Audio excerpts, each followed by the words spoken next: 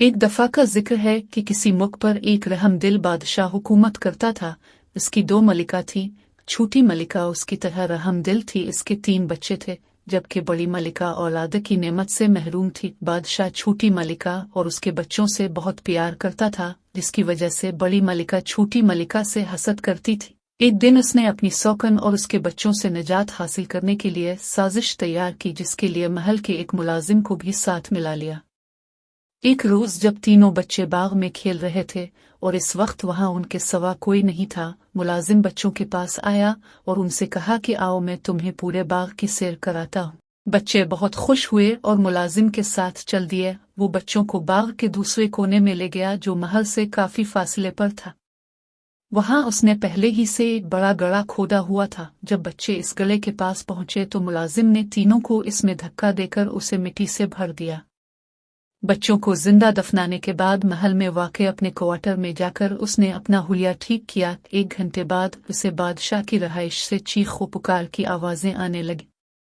वो महल में पहुंचा तो बादशाह समेत तमाम दरबारियों को तीनों शहजादों की गुमशुदगी की वजह से परेशान पाया, जबकि छोटी मलिका इस सदमे से पागल हो गई थी। बादशाह ने मलिका को बामुश्किल इसके कमरे में पहुंचाया। इससे पागलपन के दौरे पड़ने लगे। वो बादशाह समेत जो भी सामने आता से मारने दौड़ती। एक रोज इसने बड़ी मलिका पर छुरी से हमला किया। मुलाजिमों ने बड़ी मुश्किल से इसे काबू में करके बड़ी मलिका की जान बचाई। इस वाक़ये के बाद बादशाह ने मुलाजिमों को हुक्म दिया कि वो मलिका को महल से बाहर निकाल कर कहीं दूर छोड़ आएं। यूं छोटी मलिका को महल बदर कर दिया गया। वो दिन भर शहर की गलियों में घूमती फुरती, जबकि बच्चे इसके पीछे पत्थर लेकर दौड़ते। रात को वो किसी मकान के चबूतरे पर सो जाती।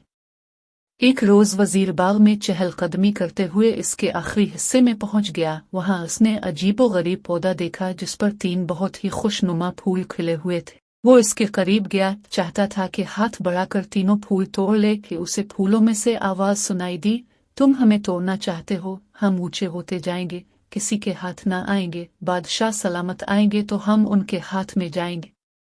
यह सुनकर वजीर दौड़ा बादशाह के पास गया और इसे पूरा माजरा सुनाया। बादशाह इसके साथ बाग में आया। इसे भी ये तीनों फूल बहुत प्यारे लगे। इसने इससे कब्ल इस तरह के फूल कभी नहीं देखे थे। इसने पौधे के पास पहुंचकर फूल तोड़ने के लिए हाथ बढ़ाया ही था कि इनमें से आवाज आई, हम ऊंचे होते जाएंगे, किसी के हाथ ना आएंगे, बड़ी मलिका आएंगी तो हम उनके पास जाएंगे।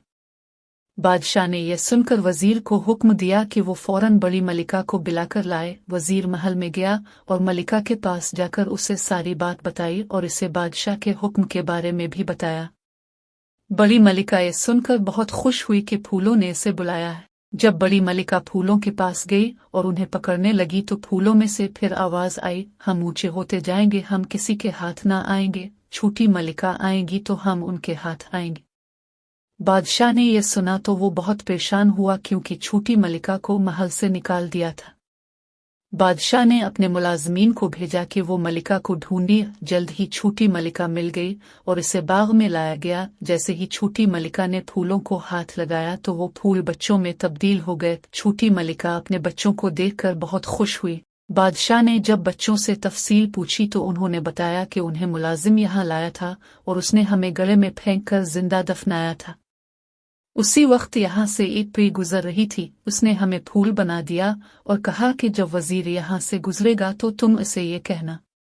यह सुनकर बादशाह ने मुलाजिम को बुलाया और इससे पूछा कि तूने ऐसा क्यों किया। उसने बताया कि उसे ये सब बड़ी मलिका ने करने को कहा था। ये सुनते ही बादशाह ने हुक्म दिया कि बड़ी मलिका और मुलाजिम को अंधे कुएं में डाल दिया जाए, लेकिन छोटी मलिका ने बादशाह को ऐसा करने से मना किया और उन्हें माफ कर दिया। बादशाह ने भी उन्हें माफ कर दिया। फिर सब हंसी खुशी रहने लगे।